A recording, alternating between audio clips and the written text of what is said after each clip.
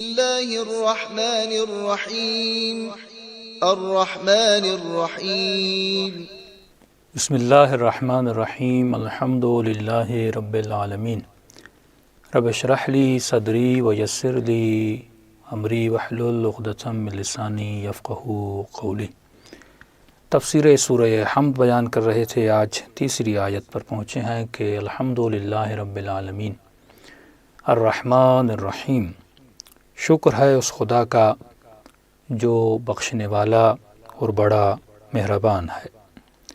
شروع میں غور کیجئے کہ یہاں پر لفظ الحمد ہم نے جس طرح بیان کیا، الحمد ہم نے بیان کیا کہ اللہ کا شکر بھی ہے اور اس کی تعریف بھی ہے۔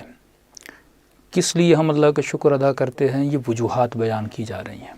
اس لیے اس کا شکر ہے کیونکہ وہ رب ہے، یہ ہم پچھلی نشست میں بیان کر چکے۔ اب اس لیے اس کا شکر ہے کیونکہ وہ رحمان بھی ہے، وہ رحیم بھی ہے۔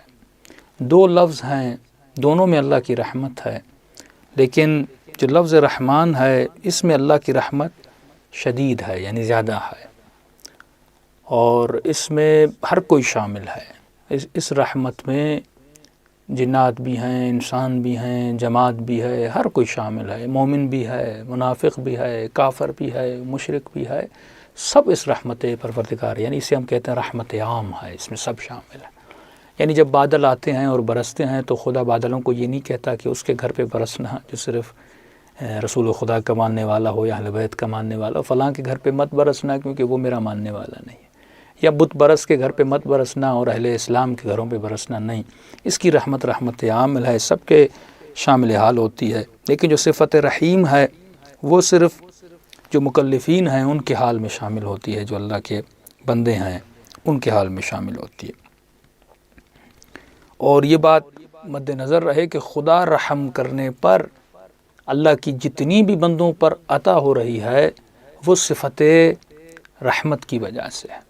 یعنی کل ہم نے عرض کیا کہ خدا کو کسی نے مجبور نہیں کیا کہ انسان کو رزق دے یا بارش برسائے یا بادل، یہ ساری چیزوں کو اللہ نے خلق کیا اور ہم غرق نعمت الہی ہیں۔ اللہ کو کس نے مجبور کیا؟ جس طرح بندوں کو کوئی مجبور کر سکتا ہے کہ جا کر کسی کی خدمت کریں، لیکن اللہ کو کسی نے مجبور نہیں کیا۔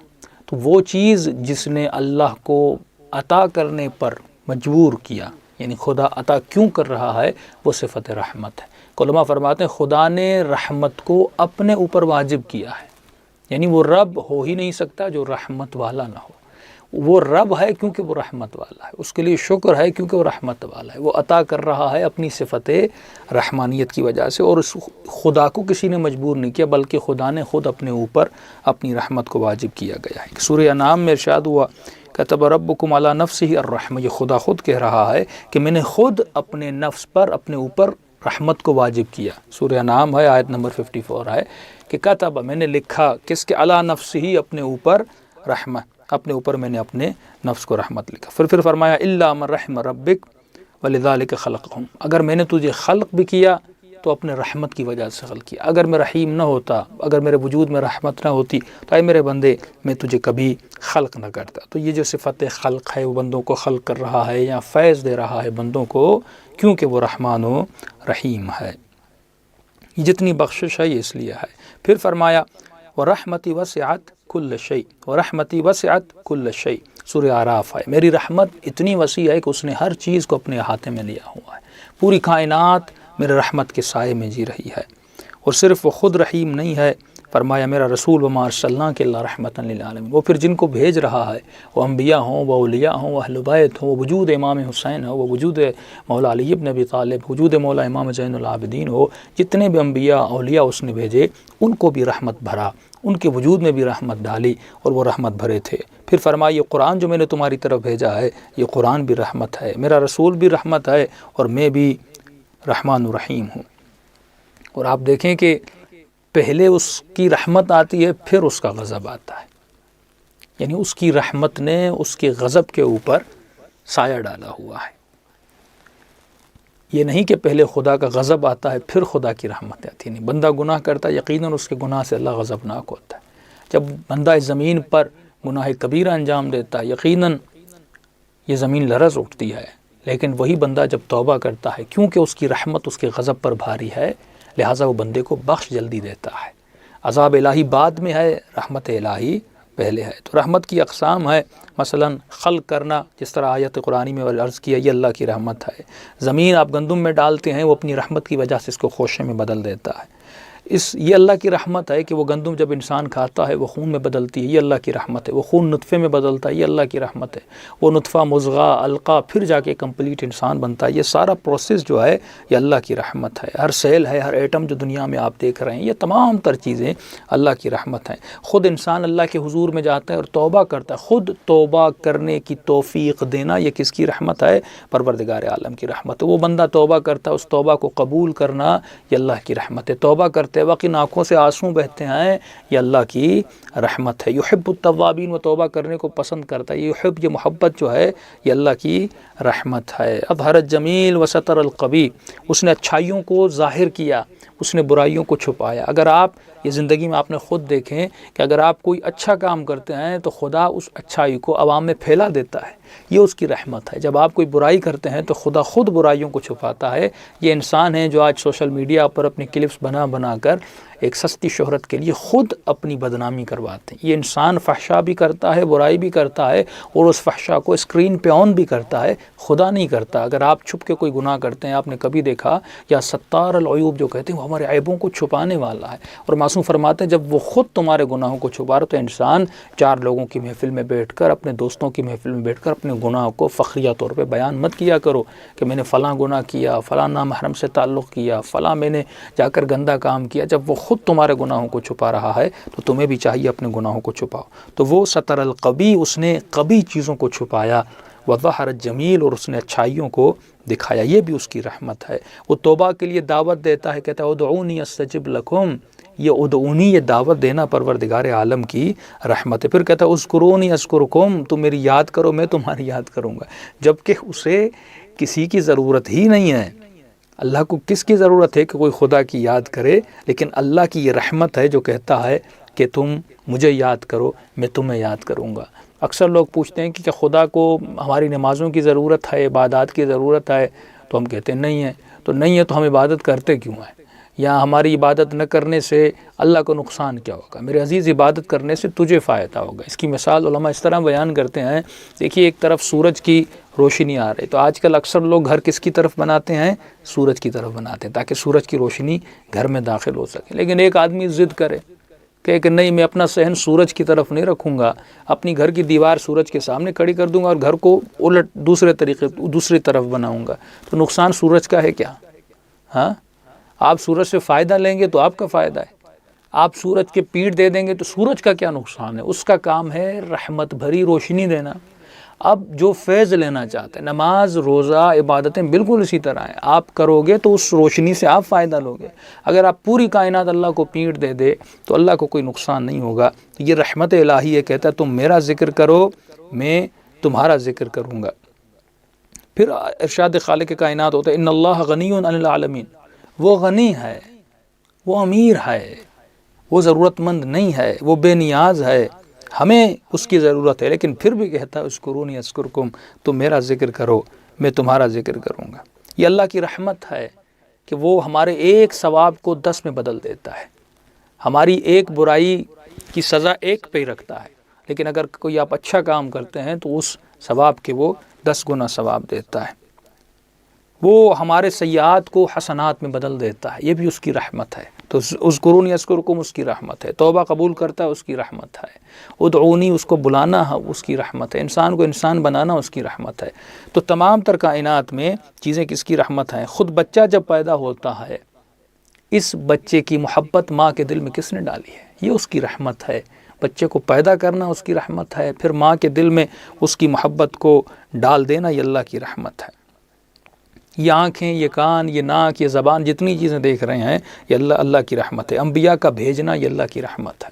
پھر انبیاء کے بھیجنے کے بعد، انسان کو بنانے کے بعد ہمیں ایک کتاب الہی دینا جو ہدایت کی کتاب ہے، لیکن انسان اس کتاب سے غافل ہے، یہ اللہ کی رحمت ہے۔ کتاب کیوں بھیجی؟ کیونکہ خدا انسان کو بناتا ہے، اس کے مزاج کو جانتا ہے اور اس معاشرے کو ایک قانون دینا چاہتا تھا، ایک لا دینا چاہتا تھا، اور طرز زندگی کس طرح انسان کو زندگی بسر کرنی ہے، اس کے طور و طریقے کیسے ہونے چاہیے، اس کتاب میں بیان کرتا ہے۔ یہ اللہ کی رحمت ہے، کیونکہ انسان جو قانون بناتا ہے۔ آج دنیا میں جتنی حکومتیں ہیں وہ قوانین انسان سے، قوانین مدنی سے بنائی ہوئی حکومتیں اور قوانین ہیں۔ ان حکومتوں میں انسان کی شہوت شامل ہے، ان حکومتوں میں انسان جب قانون بناتا ہے، اسمبلی میں جب آپ قانون بناتے ہیں، اس میں آپ کی منشا، اس میں آپ کی خواہش، اس میں آپ کی شہوت، اس میں آپ کا غصہ، اس میں قوم پرستی، اس میں مختلف چیزیں شامل ہوتی ہیں، اور وہ قوانین انسان کے لیے نقصان دہ ہوتے ہیں یا ٹیمپریری ہوتے ہیں۔ لیکن جو قانون اللہ بناتا ہے، جو قانون الہی ہوتا ہے، وہ فطرت والا قانون ہوتا ہے، وہ انسان سے محبت بھرا قانون ہوتا ہے۔ اگر انسان اس کو فالو کرے تو یہ بھی اللہ کی رحمت ہے کہ اس نے خود ہمارے لیے قوانین بنائے۔ حدیث کے جملے ہیں کہ جب تم ایک قدم اللہ کی طرف جاتے ہو، اللہ 10 قدم 10 ذراع تمہاری طرف آتا ہے۔ یہ بھی اللہ کی رحمتیں ہیں۔ تو یہ سب اللہ کی رحمتیں ہیں۔ میں نے کہا بچہ دنیا میں آتا ہے، اس بچے کی محبت ماں کے دل میں ڈالنا، یہ اللہ کی رحمت ہے۔ ان چیزوں پہ غور کیا کریں۔ فلا یتدبرون فلا یتفکرون، انسان غور و فکر کرے تو اللہ کی رحمت بہت وسیع ہے۔ جب یہ چیزیں ذہن میں رکھ کے آپ نماز میں سورہ حمد پڑھیں گے، پھر آپ دیکھیں آپ کی وسعت، اس کا شکر کرنا کتنا بڑا ہو جائے گا۔ پھر جب الرحمن الرحیم کہیں گے، یہ ساری وسیع چیزیں آپ کے ذہن میں آ جائیں گی۔ بچہ پیدا ہوتا ہے لیکن خدا نے اس بچے کو عقل نہیں دی، بے عقل کر کے اس بچے کو پیدا کیا۔ خود اس بچے کی عقل مند نہ ہونا پیدائش کے وقت یہ اللہ کی رحمت ہے، کیونکہ معصوم فرماتے ہیں اگر یہ بچہ پیدا ہوتا اور عقل مند ہوتا، اور بچہ اگر خود کو خراب کر دے اور اپنے کپڑوں کو نجس کر دے، یا نجس بچہ جیسے پیدا ہوتا اس کا کنٹرول نہیں ہوتا اپنے اوپر، کہ اگر یہ عقل مند ہوتا یہ کتنا شرمندہ ہوتا۔ آج اگر کوئی بڑا انسان اپنے کپڑوں کو گندا کر دے کتنا وہ شرمندہ ہوتا ہے، کہ بچے کو اس کو عقل نہیں دی تاکہ یہ بچہ شرمندہ نہ ہو۔ اس لیے یہ رحمت ہے۔ جب یہ بچہ پیدا ہوتا ہے، اس بچے کو اللہ نے چوسنا سکھایا۔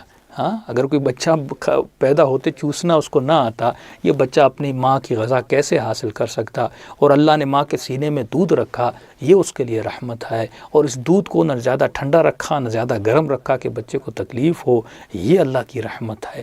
دیکھیں کتنی رحمتیں پروردگار عالم نے رکھی ہیں، لیکن اگر انسان سوچے تو اس انسان کو ملے گا۔ اور یہ دودھ جو ماں کا دودھ سینے سے نکل کے بچے کے منہ میں ڈالتا ہے پروردگار عالم، اس دودھ میں جتنی وٹامنز رکھی ہیں تو یہ بچے کے لیے رحمت ہے۔ اور بچہ دودھ پیتے وقت اللہ نے بچے کے منہ میں دانت نہیں رکھے، یہ رحمت پروردگار عالم ہے۔ ماں کے لیے بھی رحمت ہے، بچے کے لیے بھی رحمت ہے۔ تو جتنا انسان سوچے اتنا انسان غرق رحمت پروردگار عالم ہو جائے گا۔ یہ زمین کو اتنی وسعت اللہ نے عطا کی، یہ رحمت ہے۔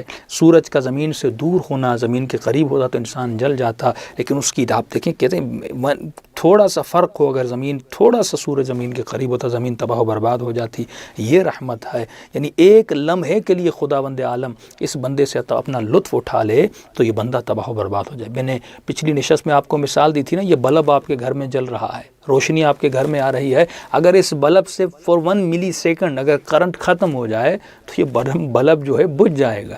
انسان غرق رحمت ہے، لیکن انسان کو پتہ نہیں۔ یعنی ایک لمحے کے لیے وہ سانس لے لے، 5 منٹ کے لیے وہ آکسیجن لے لے۔ جو لوگ سانس کی بیماری مبتلا ہیں آپ ان سے پوچھیں، یعنی آکسیجن آ رہی ہوتی ہے لیکن ان کے وجود میں جا نہیں رہی ہوتی، کتنی انسان کو تکلیف ہوتی ہے۔ اگر ایک لمحے کے لیے وہ اپنا فیض اس کائنات سے کٹ کر دے، ختم کر دے، کائنات تباہ و برباد ہو جائے۔ بالکل اسی طرح ایک ملی سیکنڈ کے لیے آپ، کیونکہ ہم غرق محسوسات ہیں، ہم اس محسوسات میں اتنے غرق ہیں کہ خدا ہمیں نظر نہیں آ رہا۔ یہ اگلی نشست میں اس پہ میں زیادہ اشارہ کروں گا۔ ہم کیونکہ غرق ہمیں پتہ نہیں چل رہا، ہم اس گریڈ اسٹیشن کو نہیں دیکھ رہے، ہم اس توانائی کو، جو چیزیں اس بلب کو روشن کرنے کے لیے پیچھے ہیں، ان اسباب کو ہم نہیں دیکھ رہے، ہم ظاہر صرف بلب کو دیکھ رہے ہیں۔ لیکن آپ یہ سوچیں اگر 1 ملی سیکنڈ کے لیے چیزیں کاٹ دی جائیں تو انسان تباہ و برباد ہو جائے۔ پھر آخری نقطہ اور گفتگو کو میں اختتام پر لے جاؤں، فرمائے الرحمن علم القرآن۔ الرحمن یہ تربیتی نقطہ ہے، الرحمن علم القرآن۔ رحمان ہے، اس نے تعلیم دی ہے۔ یہاں پہ 2 نقطے ہیں، والدین کے لیے، ٹیچرز کے لیے، اور جو لوگوں کو کچھ چیزیں سکھاتے ہیں۔ تعلیم اور تربیت، یہ 2 چیزیں بڑی اہمیت ہے۔ تعلیم میں خدا کہتا ہے انسان کا رحیم ہونا بڑا ضروری ہے۔ الرحمن وہ رحمان ہے تبھی علم القرآن ہے۔ یعنی اے ٹیچر، اے اسکول میں پڑھانے والے، پڑھانے والی، منبر سے لوگوں کو سکھانے والے، اگر تمہارے وجود میں رحمت نہیں ہوگی تم کبھی بھی تعلیم صحیح طریقے سے نہیں دے سکتے۔ حکمران اگر لوگوں کو کچھ سکھانا چاہتے ہیں، اگر ان کے وجود میں صفت رحمانیت، رسول خدا کیوں رحمت للعالمین تھے، اگر رحمت للعالمین نہ ہوتے، اگر سختی دکھاتے تو کبھی بھی لوگ ان کی طرف آگے نہ آتے۔ تو الرحمن وہ رحمان ہے، علم القرآن۔ یہ نہیں کہ اللہ الصمد علم القرآن، یہ نہیں کہا کہ حی قیوم علم القرآن، کتنی اللہ کی صفات، سمیع بصیر علم القرآن، نہیں، الرحمن علم القرآن۔ اگر رحمان ہے تبھی علم القرآن ہے۔ تعلیم و تربیت کے لیے یہ نقطہ بہت ضروری ہے۔ تو انسان جب تعلیم دے تو علم القرآن، اور اس میں اس کے اندر رحمانیت ہونی چاہیے، اور اگر کسی کی تربیت دے رب العالمین، اس کے لیے بھی اس کا رحمان اور رحیم ہونا بہت ضروری ہے، کیونکہ خدا رحمان و رحیم ہے، اسی لیے ہم خداوند عالم کا شکر ادا کرتے ہیں، وہ منبع رحمت ہے۔ اور آج کے لیے میرے خیال میں اتنا کافی، انشاءاللہ کل ہم مالک یوم الدین کے اوپر گفتگو کریں گے۔ یہ چھوٹے چھوٹے کلپس ہیں، اپنے بچوں کو 10-10 منٹ، 12-12 منٹ، 15 منٹ کے کلپ ہیں، اتنا ٹائم نہیں ہے، لیکن قرآن سے اتنی آشنائی ہوگی کہ آپ کا پورا وجود رحمت الہی سے بھر جائے گا۔ السلام علیکم ورحمۃ اللہ وبرکاتہ۔